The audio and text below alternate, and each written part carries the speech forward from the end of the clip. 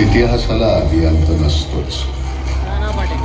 इतिहासाची एक सुरुवात शोधायला गेलो तर आणखीन एक सुरुवात सापडते. प्रत्येक सुरुवातीच्या आधी अशा कितीतरी सुरुवात वाटावे अशा घटना सापडतात. क्षितिजाला पकडायला जाण्याचा प्रयत्न करण्यासारखा आहे. कधीही हातात येत नाही, पुढं पुढं जात राहत.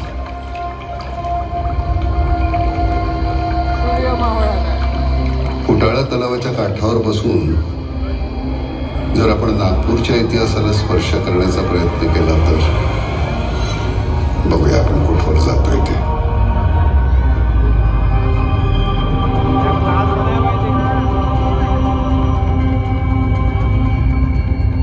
नागपूर हे नाव पहिल्यांदा इसवी सन 940 म्हणजे 940 AD मध्ये वर्धा जिल्ह्यातल्या देवडी गावात एका ताम्रपटावर कोरलेलं आढळलं.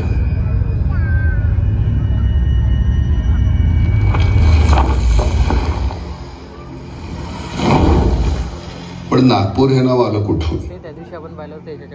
इतिहासात त्याचे दोन दाखले सापडतात. एकतर हे गाव किंवा शहर जे काही असेल त्यावेळी नाग नदीच्या किनाऱ्यावर बसलं होतं, यावरून याचं नाव नागपूर असं पडलं. किंवा दुसरं असं की नाग नावाची आदिवासी जमात इथं वास्तव्य करीत होती, त्यावरून त्याचं नाव नागपूर असं पडलं असावं.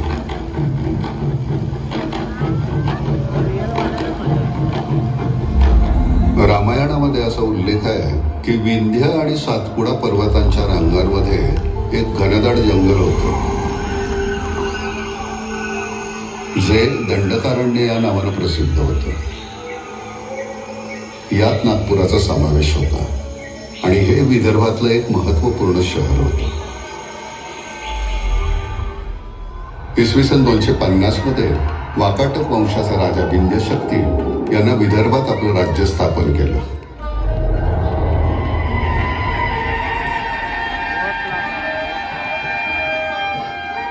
त्याच्यानंतर त्याचा नातू रुद्रसेन द्वितीय यांनी सुवर्ण युगातील चंद्रगुप्त द्वितीय याची मुलगी प्रभावती सोबत विवाह केला.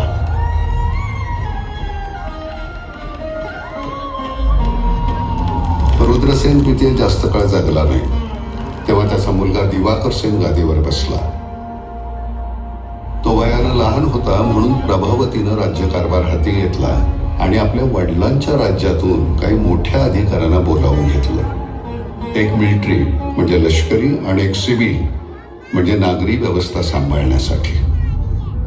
जे नागरी व्यवस्था सांभाळत होते ते जगदविख्यात संस्कृतचे महाकवी कालिदासजी होते.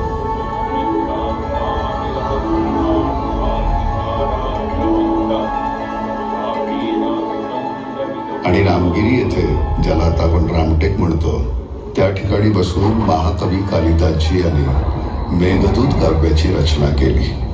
त्यामुळे महाकवी कालिदास व मेघदूत ही नावं देखील नागपूरशी जोडली गेली.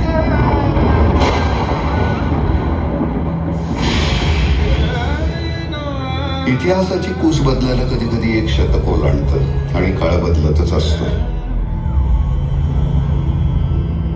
13व्या शतकात जेव्हा दक्षिणेत यादवांचं राज्य होतं तेव्हा मराठी साहित्यानं खूप प्रगती केली. नागपूरची सामान्य जनता सुद्धा तेव्हा मराठी भाषाच बोलत होती.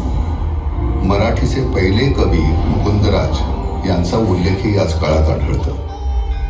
हेमाद्री नावाच्या यादव राजानं आपल्या काळात अनेक मंदिरं आणि इमारती सुद्धा बांधल्या आणि ती हेमाडपंथी स्थापत्य कला या नावानं प्रसिद्ध झाली. आदासा, अंभोरा, भुगाव, रामटेक याशिवाय नागपूर जिल्ह्यामध्ये आणि विविध ठिकाणी हेमाडपंथी मंदिरं आजही पाहायला मिळतात. परंतु 13व्या शतकाच्या अखेरीस इसवी सन 1318 मध्ये कुतुबुद्दीन मुबारक शहा यानं यादव राजा हरपाल देव याचा पराभव करून विदर्भ आणि महाराष्ट्रातील मोठ्या भागात इस्लामिक संस्कृतीची सुरुवात केली.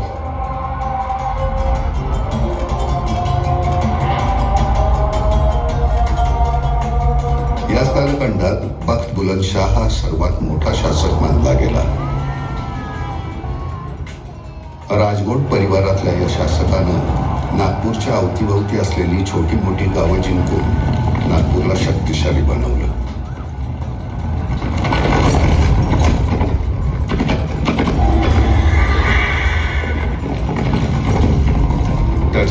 चांद सुलतान गादीवर बसला. त्यानं नागपूरला आपली राजधानी स्थापित केली. चांद सुलताननं प्रसिद्ध असा जुम्मा तलाव बांधला, शुक्रवार तलाव, ज्याला आपण आता गांधीसागर म्हणतो. इथूनच संपूर्ण शहराला पाणी पुरवठा केला जायचा. त्यानं शहराभोवती मजबूत भिंती आणि दरवाजे देखील बांधले. त्यातलं जुम्मा गेट, शुक्रवार दरवाजा, आजही अस्तित्वात आहे. त्याला आपण आता गांधी गेट म्हणतो. जेव्हा सन 1739 मध्ये चांद सुलतानचा मृत्यू झाला, तेव्हा त्याच्या विधवा पत्नीनं राज्यकारभारासंबंधी निर्णय घेण्यासाठी मराठी सरदार रघुजी भोसले यांना बोलावलं. 4-5 वर्षाच्या आतच रघुजी राजांनी सर्व राज्यकारभार सांभाळला आणि मराठ्यांचं युग सुरू झालं. सन 1803 मध्ये झालेल्या इंग्रज मराठ्यांच्या युद्धामध्ये दुसरे रघुजी राजे भोसले आणि ग्वालियरचे दौलतराव सिंधिया यांनी मिळून इंग्रजांची लढाई केली.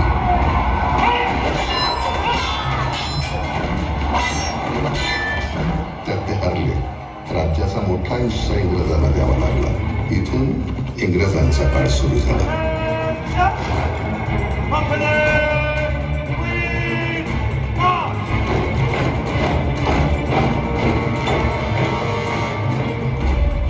सन 1817 मध्ये पुन्हा इंग्रज आणि मराठा यांच्यामध्ये तिसरं युद्ध झालं. आप्पासाहेब इंग्रजांशी कसोशीनं लढले.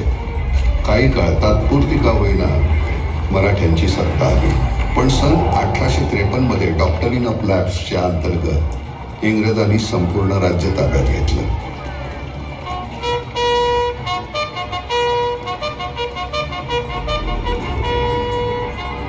सन 1857च्या म्हणजे आपल्या पहिल्या स्वातंत्र्य युद्धाच्या बरोबर 4-5 वर्षापूर्वीची ही गोष्ट आहे. इंग्रजांचे हातपाय आता ऑक्टोबस सारखे संपूर्ण हिंदुस्थानभर पसरत होते. सन 1861 मध्ये इंग्रजांनी नागपूरला आपली राजधानी घोषित करून सेंट्रल प्रोव्हिन्सेसची स्थापना केली. सन 1891 मध्ये काँग्रेसचं 7वं अधिवेशन नागपूरला झालं. याच कारणानं स्वातंत्र्याच्या चळवळीमध्ये नवं वारं वाहू लागलं. सन 1907 मध्ये इंग्रजांनी संपूर्ण भारताचं सर्वेक्षण केलं. जसं नाभी ही शहराच्या सगळ्या नसांची केंद्रबिंदू असते, त्याचप्रमाणे नागपूरमध्ये 0 मैलाचा अर्थात 0 माईलचा दगड ठेवण्यात आला आणि अशा प्रकारे नागपूर भारताचा केंद्रबिंदू म्हणजे सेंटर झालं. एक प्रकारे नागपूर हे भारताचं नाभिस्थानच आहे. सन 1907 मध्ये लोकमान्य बाळ गंगाधर टिळक हे काँग्रेसच्या जहाल पक्षाचे मोठे नेते बनले. नागपूरमध्ये दादासाहेब खापर्डे, डॉक्टर बाळकृष्ण शिवराम मुंजे, डॉक्टर केशव बळीराम हेडगेवार हे टिळकवादी विचाराचे प्रतिनिधित्व करत होते. त्याच वर्षी काँग्रेसचं अधिवेशन नागपूरमध्ये होणार होतं. या अधिवेशनाचे अध्यक्ष लोकमान्य बाळ गंगाधर टिळक हेच व्हावे अशी लोकांची इच्छा होती. शाळा कॉलेजेसमधील विद्यार्थ्यांनी लोकमान्य टिळक, लाला लजपतराय, अरविंदो घोष, बिपिनचंद्र पाल यांच्या तस्विरी घेऊन मोर्चे काढले. नागपूरच्या मॉरेस कॉलेजमधील विद्यार्थ्यांनी आपल्या युरोपियन प्रोफेसरचं स्वागत वंदे मातरम या गीताने केलं. नागपूरच्या गल्ली बोळात कानाकोपऱ्यात वंदे मातरम हे गीत निनादले.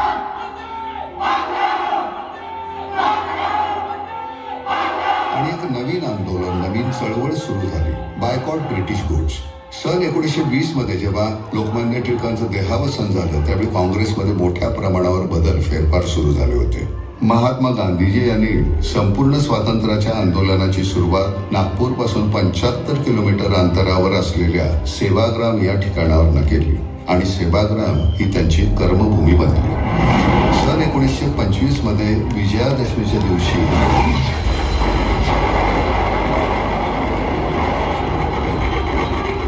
डॉक्टर केशव बळीराम हेडगेवार यांनी राष्ट्रीय स्वयंसेवक संघाची म्हणजेच RSSची स्थापना केली, जी आज जगातील सगळ्यात मोठी स्वयंसेवी संस्था आहे.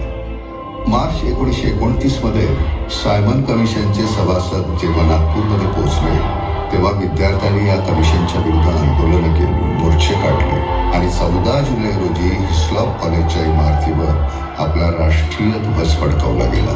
16 एप्रिल 1930 रोजी नागपूर वॉर काउन्सिल तयार केली गेली. 12 ऑगस्ट 1942 रोजी नागपूरच्या इतवारी भागातील रेल्वे गोदामाला आणि पोस्ट ऑफिसला आग लावण्यात आली. ही घटना क्विट इंडिया म्हणजेच भारत छोडो या आंदोलनाचा एक भाग होती. सन 1942 मध्ये जेव्हा काँग्रेसनं क्विट इंडिया ही चळवळ सुरू केली त्यावेळी नागपूरनं संपूर्ण शक्तीनिशी त्या चळवळीला साथ दिली. 15 ऑगस्ट 1947 रोजी हिंदुस्थान स्वतंत्र झाला. नागपूरच्या ऐतिहासिक सीताबर्डी किल्ल्यावर राष्ट्रध्वज फडकवला गेला.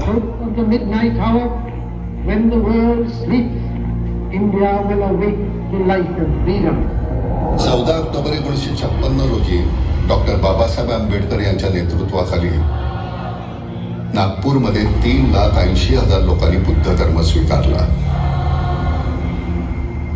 दीक्षाभूमी हे नागपुरातील एक मोठे पावन स्थळ आहे.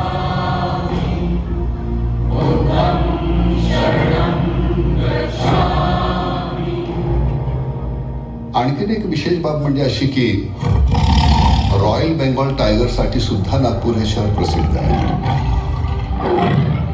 नागपूरला संत्रा नगरी या नावासह टायगर कॅपिटल ऑफ इंडिया या नावानं देखील संबोधलं जातं. प्रिंट मीडियाच्या क्षेत्रात देखील नागपूरचं योगदान मुळीच कमी नाही बरं का. देशसेवक या नावानं पहिलं मराठी वृत्तपत्र सन 1907 मध्ये नागपुरात सुरू झालं आणि सन 1922 मध्ये संस्कृत मधलं पहिलं द्वैमासिक मॅगझिन प्रकाशित केलं गेलं.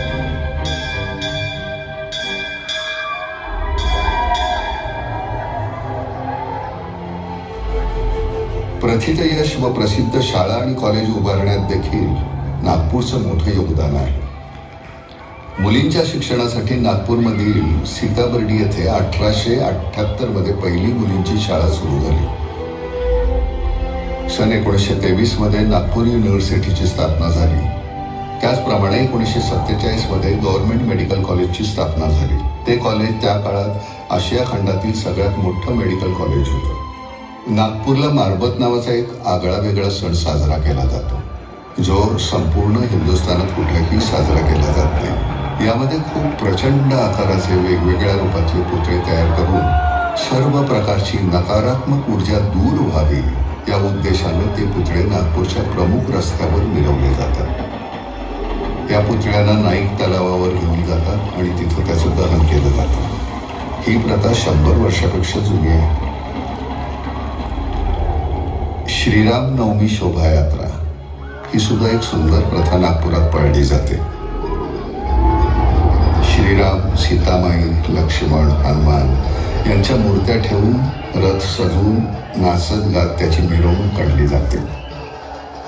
हिंदुस्थानच्या प्रगतीमध्ये नागपुरातील मोठमोठ्या व्यक्तींचं योगदान आहे. नागपूरनं हिंदुस्थानच्या इतिहासाच्या कॅनव्हासवर विविध प्रकारचे रंग उधळलेले आहेत. दुसऱ्या शब्दात सांगायचं म्हणजे नागपूर हे हिंदुस्थानचं बहुरंगी इंद्रधनुष्य असं म्हणण्यात अतिशय युक्ती होणार नाही. आणि हे बहुरंगी रंग पाण्यामध्ये मिसळले गेले तर बहुरंग. आपल्याला समोर दिसत असलेल्या तुषारांच्या पडद्यावर थुई थुई नाचत आहेत, गुणगुणत आहेत असाच भास व्हावा.